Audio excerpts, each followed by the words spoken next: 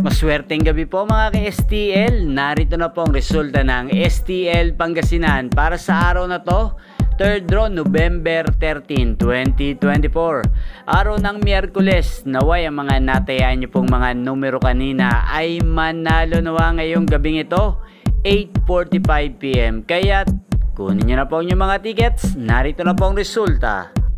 Ang mga numerong nanalo sa STL Pangasinan ngayong gabing ito, November 13, 2024, 8:45 PM. Third draw result. Ang mga numerong nanalo, 32 at 5 in exact order. Sa lahat po ng tumaya kanina para sa third draw ng 32 at 5, congrats po sa inyo. Panalo po kayo. At ngayon, shoutout po natin sa STL Pangasinan si Ate Rowena ng Pangasinan. Shoutout po sa iyo, Ate Rowena, at sa lahat ng mga subscribers ko dyan sa Pangasinan. Shoutout po sa inyo. Maraming salamat po sa inyong pagsuporta sa aking channel.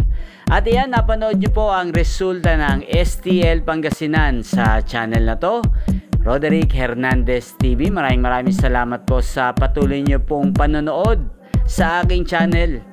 Sa mga nais po na ma-shoutout ko sa channel na to, comment lang po kayo sa comment section. Ayan, magkita-kita pong muli tayo bukas ng alas 12 ng tanghali. Dito lamang po sa channel na to, Roderick Hernandez TV. Thank you for watching.